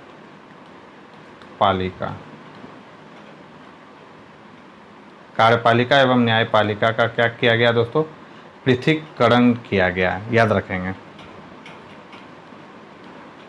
ये कुछ महत्वपूर्ण फैक्ट्स है दोस्तों जिसे आपको ध्यान में रखना है। दोस्तों अगर वीडियो पसंद आ रही हो, वीडियो का कंटेंट अगर पसंद आ रहा हो तो प्लीज़ इस वीडियो को ज़्यादा से ज़्यादा लाइक करें और अपने दोस्तों के साथ इसे शेयर करें। चैनल पर पहली बार आए तो चैनल को सब्सक्राइब कर ले, बेल आइकन को प्रेस कर ले ताकि नई वीडियो की जो नोटिफिकेशन है दोस्तों समय समय पर आपको मिल सके। फिर है दोस्तों भारतीय संसद में शामिल किया गया। तो भारतीय संसद में किसे शामिल किया गया दोस्तों? तो लोकसभा, राज्यसभा और राष्ट्रपति को शामिल किया गया। ठीक है। संसद जो है दोस्तों किस आर्टिकल के तहत संसद की संरचना कहा गया है? तो संसद की जो संरचना है दोस्तों, भारत की संसद राष्ट्रपति, राज्यसभा और लोकसभा से मिलकर बनती है, यह कहा गया आर्टिकल 79 में। ठीक है। फिर राज्यसभा किस में है दोस्तों? राज्यसभा की संरचना तो यह 80 में और लोकसभा का कितना है? तो 81 में। तो ये तीनों इंपॉर्टेंट है दोस्तों, याद रखना है आपको। बढ़ते अपने नेक्स्ट क्वेश्चन की ओर। हमारा नेक्स्ट क्वेश्चन है दोस्तों, राष्ट्रपति द्वारा दोनों सदनों की संयुक्त बैठक आहूत करने पर बैठक की अध्यक्षता कौन करता है? तो बैठक की अध्यक्षता करते हैं दोस्तों लोकसभा के अध्यक्ष।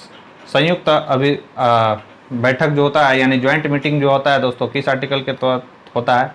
तो आर्टिकल 108 के तहत यह किया जाता है, राष्ट्रपति के द्वारा बुलाया जाता है, जिसकी अध्यक्षता किसके द्वारा की जाती है दोस्तों? तो लोकसभा के स्पीकर के द्वारा की जाती है। ठीक है। भारत का महान्यायवादी किसके द्वारा नियुक्त किया जाता है? तो याद रखना दोस्तों, भारत का जो महान्यायवादी होता है, जो कि कानून का मंत्री होता है दोस्तों, भारत के सरकार की तरफ से वकील का यह कार्य करता है, यह राष्ट्रपति के द्वारा नियुक्त किया जाता है। किस आर्टिकल के तहत होता है दोस्तों? तो यह आर्टिकल 76 के तहत जो है दोस्तों राष्ट्रपति महान्यायवादी यानी अटॉर्नी जनरल इंडिया की नियुक्ति करते हैं दोस्तों। राइट आंसर हो जाएगा ऑप्शन बी। बढ़ते अपने नेक्स्ट क्वेश्चन की ओर। नेक्स्ट है दोस्तों, भारतीय नागरिक संशोधन अधिनियम 1986 द्वारा वैश्वीकरण द्वारा नागरिकता प्राप्त करने की शर्त क्या है? तो 1986 में नागरिकता प्राप्त करने की शर्तें क्या थी दोस्तों?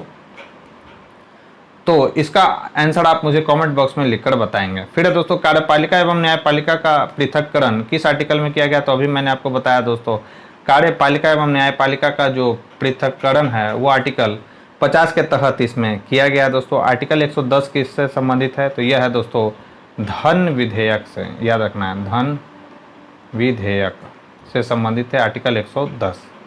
बढ़ते अपने नेक्स्ट क्वेश्चन की ओर। आर्टिकल 52 में क्या मैंने बता रखा है दोस्तों? आर्टिकल 52 जो है यह बताता है कि भारत का एक राष्ट्रपति होगा। ठीक है।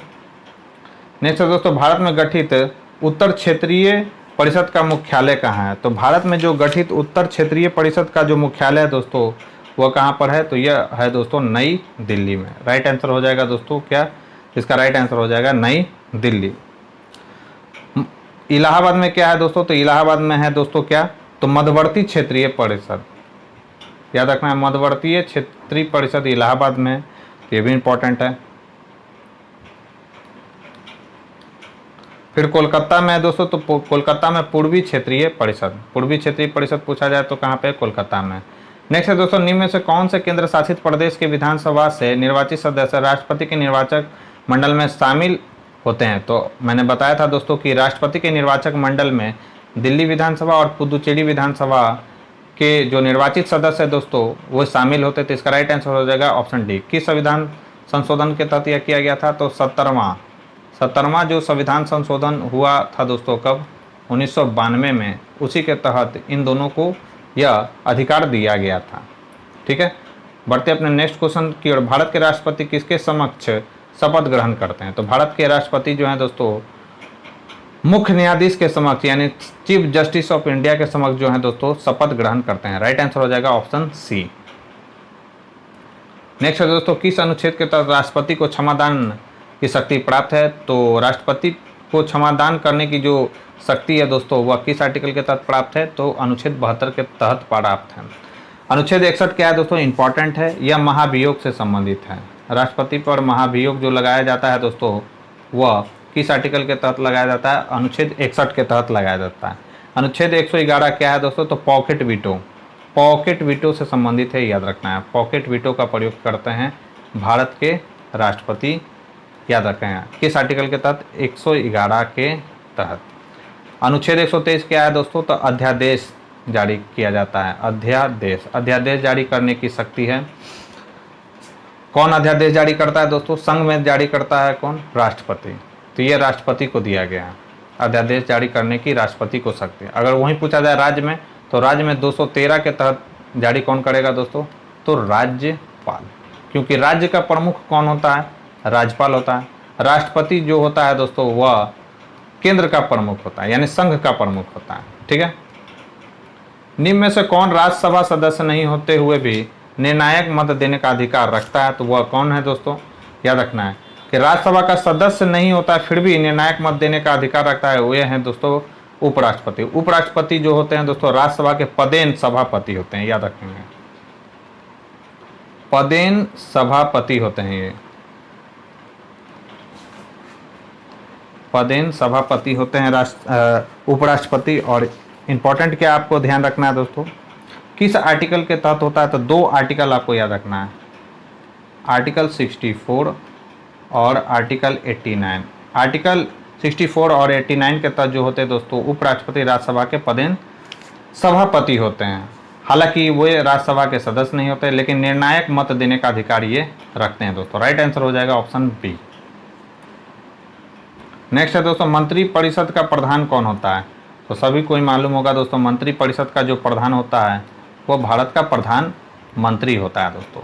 ठीक है, मंत्री परिषद के बारे में और भी जान लेते हैं दोस्तों। आर्टिकल 74 कहता है दोस्तों कि राष्ट्रपति को सहायता एवं सलाह देने के लिए एक मंत्री परिषद होगा जिसका प्रधान कौन होता है दोस्तों? प्रधानमंत्री होता है। और ये जो मंत्री परिषद है दोस्तों, अगर पूछा जाए कि मंत्री परिषद सामूहिक रूप से किसके प्रति उत्तरदायी होते हैं तो वो हो जाएगा दोस्तों लोकसभा। लेकिन पूछा जाए दोस्तों मंत्री परिषद जो है व्यक्तिगत रूप से किसके प्रति उत्तरदायी होते हैं तो वो हो जाएगा दोस्तों राष्ट्रपति। मंत्री परिषद व्यक्तिगत रूप से राष्ट्रपति के प्रति उत्तरदायी होते हैं दोस्तों, तो याद रखना है ये पॉइंट आपको। ठीक है, बढ़े आगे। नेक्स्ट है दोस्तों हमारा मंत्री परिषद सामूहिक रूप से उत्तरदायी होते हैं। तो अभी मैंने आपको बताया दोस्तों कि मंत्री परिषद जो होते हैं वो सामूहिक रूप से उत्तरदायी किसके प्रति होते हैं? राष्ट्रपति। सामूहिक रूप से लोकसभा के प्रति उत्तरदायी होते हैं दोस्तों। अगर व्यक्तिगत रूप से पूछा जाए दोस्तों तो किसके प्रति उत्तरदायी होते हैं? तो व्यक्तिगत रूप से राष्ट्रपति के प्रति ये उत्तरदायी होते हैं दोस्तों, याद रखना है। और ये लोकसभा के जो प्रति उत्तरदायी होते हैं दोस्तों किस आर्टिकल में है? तो 75(3) में। तो ये भी आर्टिकल पूछा जाता है कि सामूहिक रूप से लोकसभा के प्रति जो उत्तरदायी होते हैं किस आर्टिकल के तहत है? तो आर्टिकल 75(3) के तहत है। ठीक है, और याद रखना है कि राष्ट्रपति के व्यक्तिगत रूप से किसके प्रति उत्तरदायी रहते हैं? तो राष्ट्रपति के प्रति उत्तरदायी रहते हैं। ये किस आर्टिकल में है दोस्तों?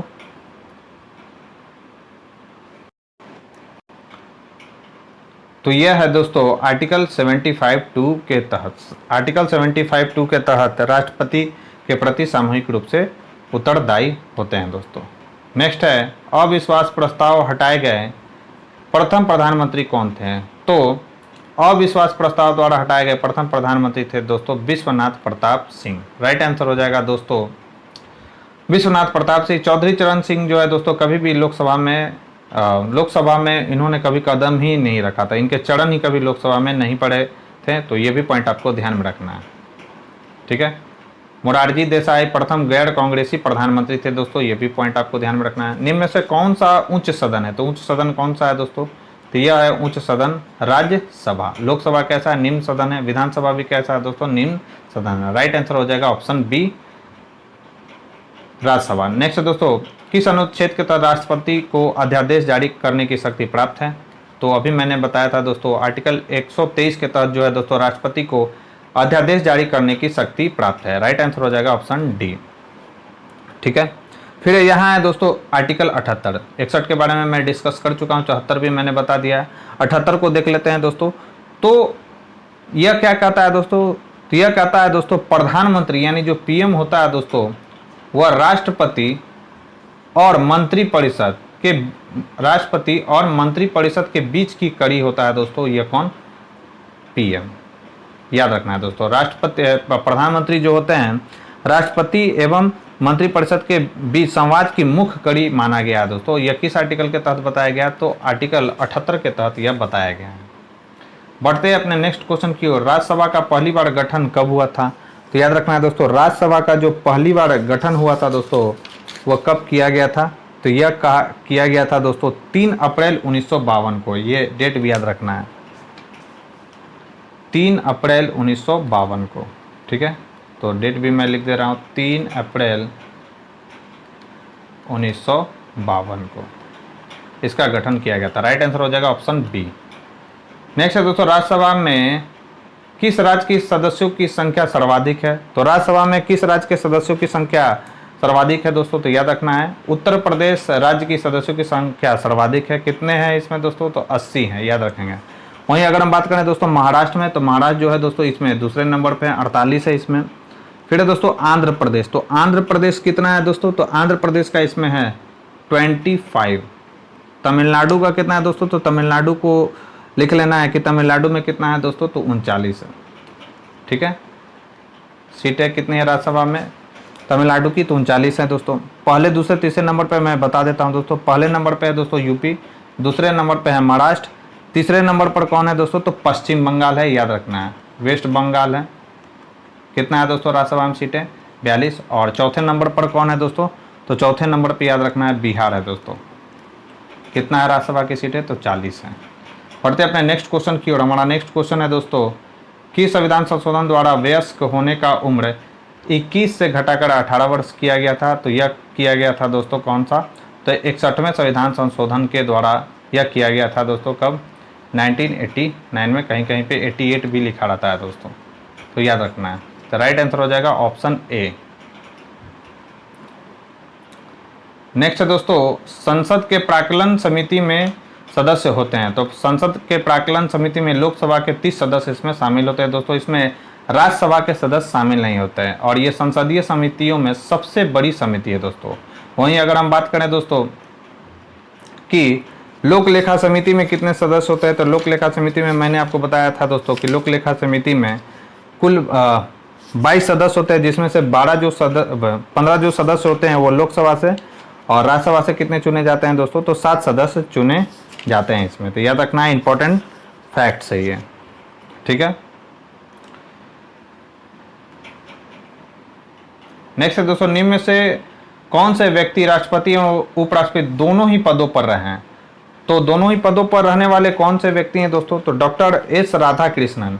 डॉक्टर एस जो राधाकृष्णन है दोस्तों, क्या वे पहले राष्ट्रपति रह चुके हैं, तो भारत की ये राष्ट्रपति भी रह चुके हैं दोस्तों, और उपराष्ट्रपति भी ये रह चुके हैं, डॉक्टर एस राधाकृष्णन। फिर है दोस्तों डॉक्टर जाकिर हुसैन, तो डॉक्टर जाकिर हुसैन भी जो है दोस्तों भारत के राष्ट्रपति और उपराष्ट्रपति दोनों रह चुके हैं।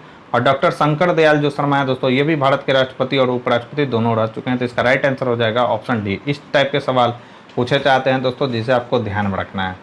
बढ़ते अपने नेक्स्ट क्वेश्चन की ओर। कोई विधेयक धन विधेयक है या नहीं है, यह निर्णय कौन कर सकता है, तो कोई विधेयक धन विधेयक है या नहीं है, इसका निर्णय जो है दोस्तों लोकसभा का अध्यक्ष करता है। राइट आंसर हो जाएगा ऑप्शन डी। नेक्स्ट है दोस्तों, भारत के महान्यायवादी के संबंध में कौन से कथन सत्य हैं, तो नियुक्ति लोकसभा के अध्यक्ष के द्वारा किया जाता है, गलत है दोस्तों, राष्ट्रपति के द्वारा किया जाता है। संसद के किसी एक सदन का सदस्य होता है, नहीं होता है दोस्तों। संसद के कार्यवाही में भाग ले सकता है, यस दोस्तों, संसद की कार्यवाही में भाग ले सकता है, लेकिन वोट नहीं डाल सकता है दोस्तों, याद रखना है। महान्यायवादी को संसद में मत देने का अधिकार नहीं है दोस्तों। राइट आंसर हो जाएगा ऑप्शन सी। किसकी सलाह पर राज्य में राष्ट्रपति शासन लागू किया जा सकता है? तो राज्य के राज्यपाल के सलाह पर जो है दोस्तों राष्ट्रपति शासन लगाया जाता है। किस आर्टिकल के तहत? 356 के तहत, याद रखना है दोस्तों। राइट आंसर हो जाएगा दोस्तों ऑप्शन बी। नेक्स्ट है दोस्तों, लोकसभा का कार्यकाल पूरा होने से पहले बंद किया जा सकता है। तो कब बंद किया जा सकता है दोस्तों? तो लोकसभा का कार्यकाल पूरा होने से पहले बंद किया जा सकता है राष्ट्रपति के स्वविवेक से, प्रधानमंत्री के स्वविवेक से, लोकसभा के अध्यक्ष के स्वविवेक से, प्रधानमंत्री की सिफारिश पर राष्ट्रपति के द्वारा। तो ये इसका राइट आंसर हो जाएगा दोस्तों प्रधानमंत्री की सिफारिश पर राष्ट्रपति के द्वारा। राइट आंसर हो जाएगा ऑप्शन डी। राज्यसभा के सदस्य चुने जाते हैं। तो राज्यसभा के जो सदस्य हैं दोस्तों वह कितने वर्ष के लिए चुने जाते हैं? तो आपको ध्यान में रखना है कि राज्यसभा के जो सदस्य हैं वह 2 वर्ष के लिए चुने जाते हैं दोस्तों। तो इसका राइट आंसर हो जाएगा ऑप्शन ए, यानी 2 वर्ष के लिए राज्यसभा के सदस्य चुने जाते हैं। बढ़ते हैं अपने नेक्स्ट क्वेश्चन की ओर। हमारा नेक्स्ट क्वेश्चन क्या है दोस्तों?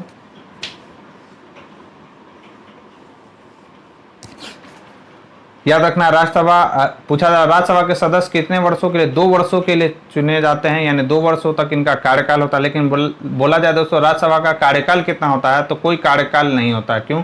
क्योंकि यह कैसा सदन है दोस्तों? तो यह अस्थायी सदन है, याद रखना है। इसके प्रत्येक जो सदस्य है दोस्तों, इसके जो सदस्य हैं दोस्तों हर 2 वर्षों में इसके 1/3 सदस्य, ये भी सवाल पूछा जाता है कि इसके 1/3 जो सदस्य होते हैं प्रत्येक 2 वर्ष के लिए सेवानिवृत्त हो जाते हैं दोस्तों, और नए सदस्य इसमें शामिल हो जाते हैं। और इसके सदस्यों का जो कार्यकाल होता है दोस्तों, सॉरी एक मिनट मैंने गलत बोल दिया। राज्यसभा के सदस्य चुने जाते हैं, तो राज्यसभा के सदस्य जो हैं दोस्तों 6 वर्षों के लिए चुने जाते हैं, याद रखना है। इनका कार्यकाल जो होता है दोस्तों कितना होता है? 6 वर्ष का कार्यकाल इनका होता है। और राज्यसभा के जो 1/3 सदस्य होते हैं दोस्तों, 1/3 जो सदस्य हैं प्रत्येक 2 वर्ष बाद क्या होते हैं दोस्तों? सेवानिवृत्त हो जाते हैं। तो ये भी पॉइंट आपको ध्यान में रखना है, ठीक है दोस्तों। नेक्स्ट है, लोकसभा का पहला आम चुनाव कब हुआ था? तो पहला आम चुनाव जो हुआ था दोस्तों सभी को मालूम होगा 51-52 लिखा रहता है। तो राइट आंसर हो जाएगा 52 में, 1952 में। नेक्स्ट है, एक वर्ष में लोकसभा का कम से कम कितना सत्र बुलाया जाना अनिवार्य है? तो 2 सत्र बुलाया जाना अनिवार्य है दोस्तों, क्योंकि संसद के 2 सत्रों के बीच अधिकतम अवधि 6 महीने से अधिक नहीं होती है दोस्तों, इसलिए 2 सत्र तो बुलाना अनिवार्य है ही। राइट आंसर हो जाएगा ऑप्शन बी। 3 सत्र होते हैं, कौन कौन सा? बजट सत्र होता है, मानसून सत्र होता है दोस्तों, और शीतकालीन सत्र होता है, याद रखना है आपको। नेक्स्ट अनुच्छेद 356 का प्रयोग सर्वप्रथम किस राज्य पर किया गया था? तो सर्वप्रथम अनुच्छेद 356 का प्रयोग कहाँ पर किया गया था दोस्तों? तो याद रखना है यह किया गया था पंजाब में। राइट आंसर हो जाएगा ऑप्शन ए। नेक्स्ट है दोस्तों, निम्न में से कौन सा अनुच्छेद वित्तीय आपात से संबंधित है? तो कौन सा अनुच्छेद जो है दोस्तों वित्तीय आपात से संबंधित है? तो यह है दोस्तों आर्टिकल 360।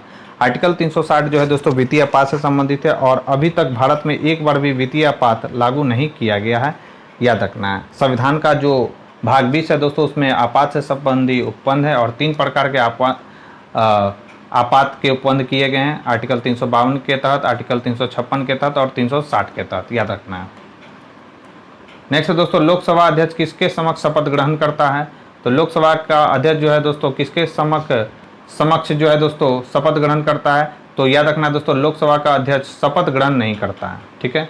लोकसभा का जो प्रथम बैठक होता है दोस्तों आम चुनाव के बाद, उसी में से सभी सदस्यों की सहमति से एक अध्यक्ष और एक उपाध्यक्ष को चुना जाता है, अर्थात वो अलग से शपथ ग्रहण उस पद के लिए नहीं करते हैं दोस्तों। राइट आंसर हो जाएगा ऑप्शन डी। किस संविधान संशोधन द्वारा मैथिली, संथाली, बोडो तथा डोगरी भाषाओं को संविधान की 8वीं अनुसूची में शामिल किया गया था? तो याद कीजिए दोस्तों क्या होगा इसका आंसर। तो 92वां संविधान संशोधन जो कि 2003 में हुआ था दोस्तों, उसके तहत जो है दोस्तों मैथिली, संथाली, बोडो तथा डोगरी भाषाओं को जो है तो संविधान की 8वीं अनुसूची में शामिल किया गया था। राइट आंसर हो जाएगा दोस्तों ऑप्शन बी। नेक्स्ट है दोस्तों, भारत के संविधान सभा द्वारा राष्ट्रीय ध्वज को किस तिथि को अपनाया गया था? तो याद रखना है दोस्तों, राष्ट्रीय ध्वज को जो है 22 जुलाई 1947 को अपनाया गया था। ये भी पूछा जाता है, याद रखेंगे दोस्तों, 22 जुलाई को जो है 1947 को राष्ट्रीय ध्वज को अपनाया गया था। बढ़ते अपने नेक्स्ट क्वेश्चन की ओर। हमारा नेक्स्ट क्वेश्चन है दोस्तों, किस अनुच्छेद के अंतर्गत राष्ट्रपति आंग्ल भारतीय समुदाय के लोगों का मनोनयन लोकसभा में कर सकता है? तो यह किस आर्टिकल के तहत है दोस्तों? तो लोकसभा में यह आर्टिकल है 331। अब तो ये निरस्त हो गया दोस्तों, अब यह आर्टिकल निरस्त हो गया है, याद रखेंगे। आंग्ल भारतीय समुदाय का प्रतिनिधित्व अब नहीं कोई करता है, ठीक है। 73वां संविधान संशोधन संबंधित है, तो यह है दोस्तों 73वां संविधान संशोधन जो कि 1992 में हुआ था। यह पंचायती राज से संबंधित है। पंचायती राज दिवस कब मनाया जाता है, यह भी सवाल पूछा जाता है। तो 24 अप्रैल को जो है दोस्तों, 24 अप्रैल को पंचायती राज दिवस मनाया जाता है दोस्तों। और 73वें संविधान संशोधन के द्वारा ही जो है दोस्तों 11वीं अनुसूची को संविधान में शामिल किया गया था। इसके लिए अलग से एक पार्ट बना था। पार्ट कौन सा बना था? भाग 9 बना था दोस्तों, याद रखेंगे, ठीक है। हाँ, नगर पालिका के लिए कौन सा पार्ट बना था? इसके लिए पार्ट बना था दोस्तों 9 क, ठीक है। ये कब हुआ था? तो यह हुआ था दोस्तों 74वें संविधान संशोधन के द्वारा। बढ़ते अपने नेक्स्ट क्वेश्चन की ओर। संविधान के 8वीं अनुसूची में कितनी भाषाओं को शामिल किया गया है? तो संविधान के 8वीं अनुसूची में कितनी भाषाएं हैं दोस्तों? सब पढ़ चुके हम लोग। 22 भाषाओं को शामिल किया गया है। नेक्स्ट है दोस्तों, राज्य कार्यपालिका का प्रमुख कौन होता है? तो राज्य कार्यपालिका का प्रमुख कौन होता है दोस्तों? तो यह होता है राज्य का राज्यपाल। केंद्र की कार्यपालिका का प्रमुख कौन होता है दोस्तों? तो राष्ट्रपति होता है। सब हम लोग पढ़ चुके हैं। राइट आंसर हो जाएगा ऑप्शन सी। और आज के डिस्कशन का हमारा लास्ट सवाल है दोस्तों कि स्वतंत्र भारत के प्रथम गृह मंत्री थे। तो स्वतंत्र भारत के प्रथम गृह मंत्री कौन थे दोस्तों? तो सरदार वल्लभ भाई पटेल थे। तो दोस्तों ये थी हमारी आज की वीडियो। इस वीडियो में बस आज इतना ही। यह वीडियो आपको कैसा लगा दोस्तों मुझे कमेंट बॉक्स में लिखकर जरूर बताएं दोस्तों। साथ ही साथ अगर ये वीडियो पसंद आई हो दोस्तों तो प्लीज़ इस वीडियो को ज़्यादा से ज़्यादा लाइक करें और अपने दोस्तों के साथ इसे शेयर करें। चैनल पर पहली बार आएँ तो चैनल को सब्सक्राइब कर लें, बेल आइकन को प्रेस कर लें ताकि नई वीडियो की नोटिफिकेशन आपको समय समय पर मिलती रहे। तो आज के लिए बस इतना ही दोस्तों। मिलते हैं अपने नेक्स्ट वीडियो में, तब तक के लिए बने रहे हमारे यूट्यूब चैनल के साथ। Thank you.